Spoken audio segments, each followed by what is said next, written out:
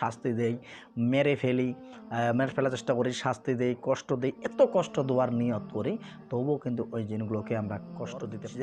যে জিনগুলোর সঙ্গে কেউ অত সহজে পারে ওঠা যায় না। জিনগুলোকে একদম পুড়িয়ে মেরে ফেলা যাবে, একদম পুড়িয়ে মেরে ফেলা যাবে।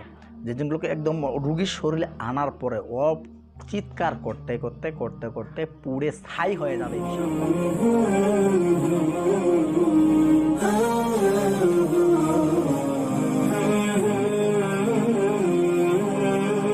আলহামদুলিল্লাহ, আউযু বিল্লাহি মিনাশ শাইতানির রাজিম, বিসমিল্লাহির রহমানির রহিম।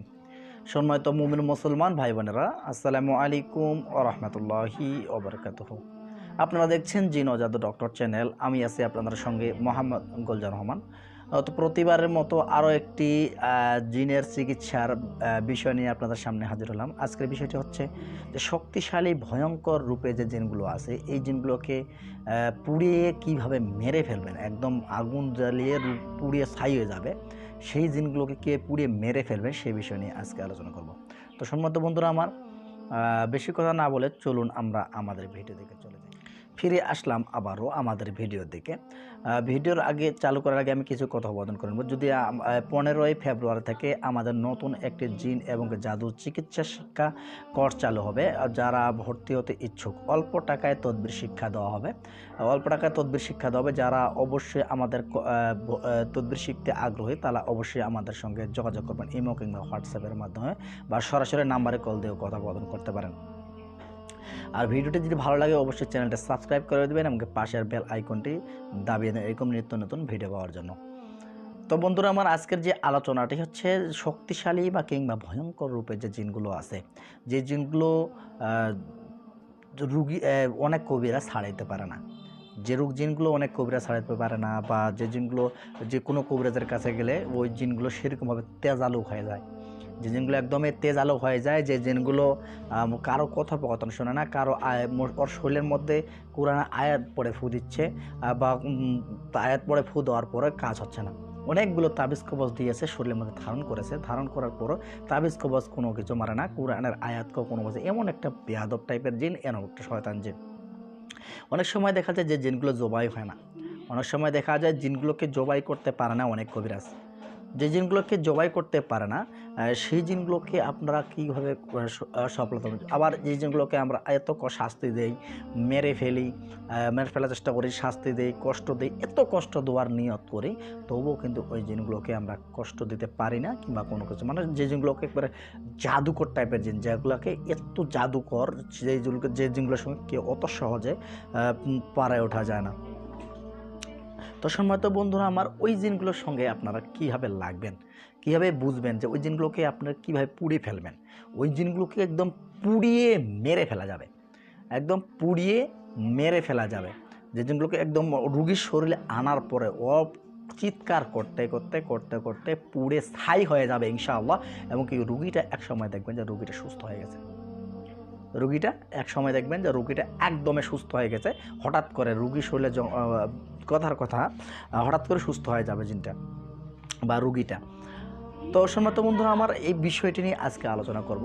তো সম্মানিত বন্ধুরা, আপনারা সকলেই ভিডিওটা সুন্দরভাবে দেখবেন। যদি পুরো ভিডিওটা না দেখেন তাহলে, বা টেনে হিসেবে দেখেন, ভিডিওটা কোনো কিছুই বুঝতে পারবেন না। তো বন্ধুরা আমার, অবশ্যই আপনাকে ওই যে রুগীটাকে শরীরে যে জিনটা আছে, ওই জিনটা জাদুকর টাইপের জিনটাকে অবশ্যই আপনি রুগীটা শরীরে আগে হাজির করার জন্য ব্যবস্থা করবেন। হাজির করার জন্য অবশ্যই আমরা কীভাবে জিনকে হাজির করতে হয়, আমরা সে বিষয়ে আমাদের অনেকগুলো ভিডিও দেওয়া আছে, অবশ্যই আপনারা দেখে নিতে পারেন। তো সম্মানিত বন্ধুরা আমার, অবশ্যই আগে আপনি নিজেই যে তদবির করবেন, তদবির কারক বা যিনি চিকিৎসক, উনি নিজের শরীরটাকে আগে পাক পবিত্র করে নেবেন। পাক পবিত্র করে নেওয়ার পর এবং কি ওর যে রুগীটা শরীরের জিনগুলোকে হাজির করবেন, ওই রুগীটাকে আপনি সুন্দরভাবে পাক পবিত্র করাবেন। পাক পবিত্র করানোর পর সম্মানিত বন্ধুরা আমার, রুগীটাকে আসন পাতিয়ে বসাবেন। রুগীটাকে আসন পাতিয়ে বসাবেন সুন্দর করে। আপনি কেবলার দিকে মুখ হয়ে বসবেন, রুগীটাকে পূর্ব দিকে মুখ করে বসাবেন। বসার পর আসন পাতে বসানোর পর যেভাবে আপনার জিনগুলোকে হাজির করতে হয়, সেইভাবে জিনগুলোকে আপনি হাজির করবেন। হাজির করাইয়া সেরকমভাবে সম্মত বন্ধুরা আমার, শক্তিশালীভাবে ওকে আটকাবেন।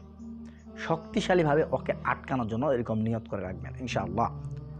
এবং জিনকে কীভাবে আটকাবেন সেই বিষয় নিয়ে আমাদের অনেকগুলো ভিডিও দেওয়া আছে, আমাদের ভিডিওগুলো আপনারা চেক আপ করে দেখে নিতে পারেন। তো আটকানোর পর এই জিনগুলোকে যখন দেখি আমরা এরকম করতে পারে অনেক তাজালো হয়ে থাকে, ওরা বললে যে আপনি আমার কিছুই করতে পারবে না, যখন এই কথা বলে যে তুই আমার কিছু করতে পারবে না, তোর মতন কবিরাজ কত দেখলাম, এরকম যদি অনেক সময় অনেক রকম অনেক জিনগুলো দেখা থাকে, ওই জিনগুলোকে একদম পুড়ে মেরে ফেলা যায়। এগুলো পরীক্ষিত, যেগুলো হচ্ছে পরীক্ষিত, এইগুলো পরীক্ষিত, আমাদের পরীক্ষিত, এই জন্য আপনাদের সামনে আমি তুলে ধরি। কারণ আমার যারা ভিউয়ার্স এবং আপনারা আমাকে ভালোবাসেন এবং সাপোর্ট করেন, তাদের ভালোবাসার উদ্দেশ্যে আমি আপনাদেরকে এই ভিডিওগুলো দিয়ে থাকি। তো বন্ধুরা আমার, ওই জিনটাকে পুড়ে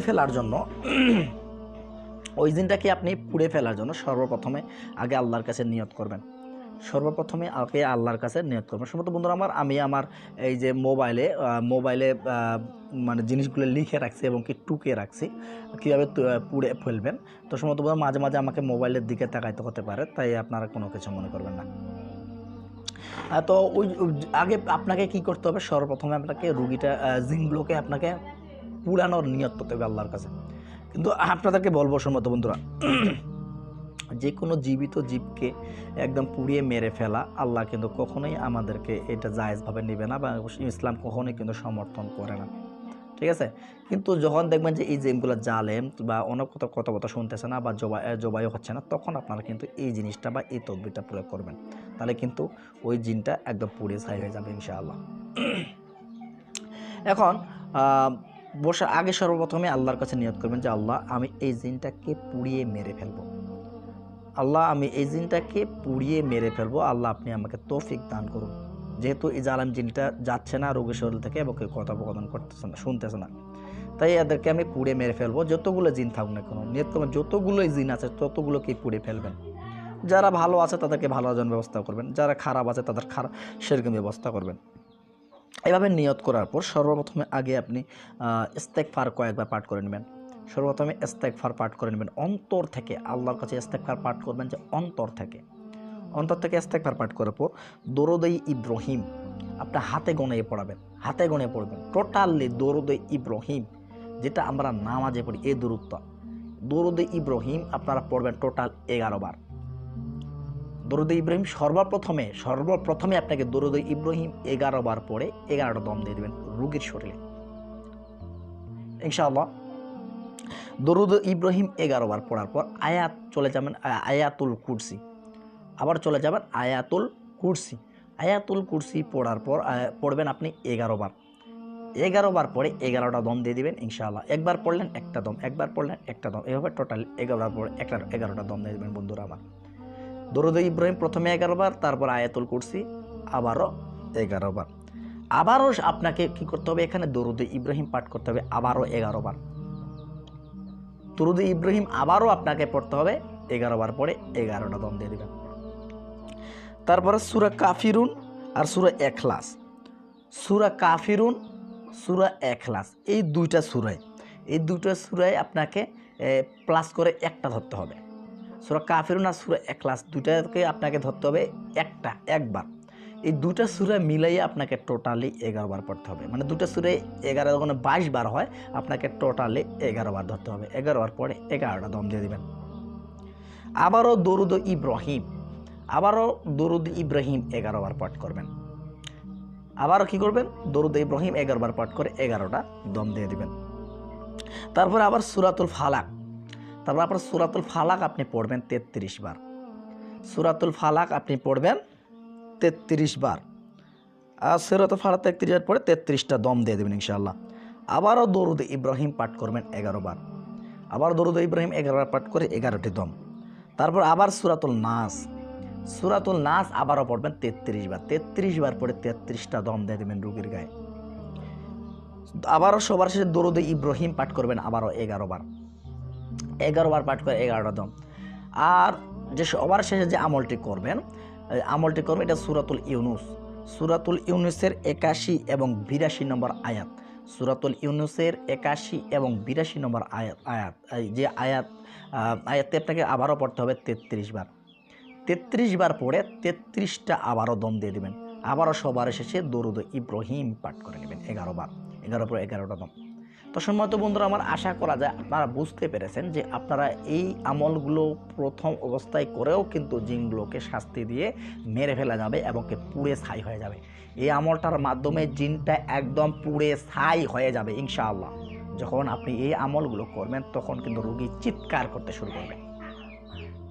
যখন আপনি এই আমলটি করবেন তখন কিন্তু রোগী চিৎকার করতে শুরু করবে, বাবা গো, মা গো, বাও গো, এমনভাবে চিৎকার করতে শুরু করবে। রোগী চিৎকার করতে থাক, আপনাকে দেখেন, আপনাকে আমল করতে কন্টিনিউ করতে থাকেন, আপনি আমলটা কন্টিনিউ করতে থাকেন, করতে থাকেন। সেটা করতে করতে এক সময় আপনার আমলটা যখন শেষ হয়ে যাবে বা আমলটা শেষ হওয়ার আগেও দেখবেন, লক্ষ্য করবেন যে রোগী হঠাৎ করে বেহুশ হয়ে গেছে। তখন যখন বেহুশ হয়ে যাবে তখন আপনি বুঝে নেবেন যে রোগীর শরীর থেকে জিনটা পুড়ে ছাই হয়ে গেছে বা পুড়ে গেছে। আলহামদুলিল্লাহ। তখন আপনি কী করবেন, রোগীটাকে জ্ঞান ফেরানোর জন্য ব্যবস্থা করবেন। বন্ধুরা আমার, এইভাবেই জ্ঞান ফেরানোর পর অবশ্যই ওর নাম ঠিকানা জিজ্ঞাসা করবেন। রোগীকে বলবেন এতক্ষণ কী যে বলতে পারবা কিনা। ইনশাআল্লাহ তখন রোগীর সেন্স থাকা অবস্থায় আপনি কিন্তু কথা বলতে শুরু করবে। তো সম্মানিত বন্ধুরা আমার, এভাবেই শক্তিশালী জিনটাকে পুড়িয়ে ফেলা যায় বা পুড়িয়ে মেরে ফেলা যায়। কথার কথা, আপনাকে যদি এই আমলটা একদিনে যদি পুড়ে না যায়, একদিনে যদি এই আমলের মাধ্যমে পুড়ে না যায়, আপনাকে টোটালি 7 দিন পর্যন্ত একইভাবে বা যেই সময় যে রুগীটা আসে একই সময়ে, যেই সময় রুগীটা দেখবেন একই সময়ে আপনাকে টোটালি 7 দিন পর্যন্ত এই আমলগুলো কন্টিনিউ করতে হবে। কন্টিনিউ করতে থাকলে ইনশাআল্লাহ রুগীটা 100% শিওর যে সুস্থ হয়ে যাবে ইনশাআল্লাহ, আল্লাহ যদি চাহেন। তো সম্মানিত বন্ধুরা আমার, এই হচ্ছিল আমাদের ভিডিও বা এই ছিল আপনাদের শক্তিশালী জিনকে পুড়িয়ে ফেলার আমল। আপনারা আমলটি করুন, অবশ্যই 100% শিওর আপনি সফলতা পাবেন না এমন কোনো কথা নেই। কারণ এটা আমার পরীক্ষা করে দেখার পর আপনাদেরকে দেখা হয়। কারণ আমরা অনেক সময় যে জিনগুলোর সঙ্গে আমরা লড়াই করি, অনেক সময় দেখা যায় অনেক জিনগুলোর সঙ্গে পেরে ওঠা যায় না। যখন পেরে ওঠা যায় না তখন আমাদেরকে কৌশল অবলম্বন করতে হয়। এগুলো হচ্ছে কৌশল, এভাবে আমাদেরকে কৌশল অবলম্বন করে ওই জিনেদের সঙ্গে লাগতে হয় সম্মানিত বন্ধুরা আমার। তো যাই হোক ভাইয়েরা আমার, যদি ভিডিওটি ভালো লাগে অবশ্যই চ্যানেলটি সাবস্ক্রাইব করে পাশের বেল আইকন দাবিয়ে দিবেন। আর যদি ভিডিও ভালো অবশ্যই লাইক করে দিবেন। আর যারা ভিডিও আমার সাবস্ক্রাইব করেছেন তাদেরকে জানাই অন্তরস্থল থেকে আন্তরিক শুভেচ্ছা এবং মোবারকবাদ। আসসালামু আলাইকুম ওয়া রাহমাতুল্লাহি ওয়া বারাকাতুহু।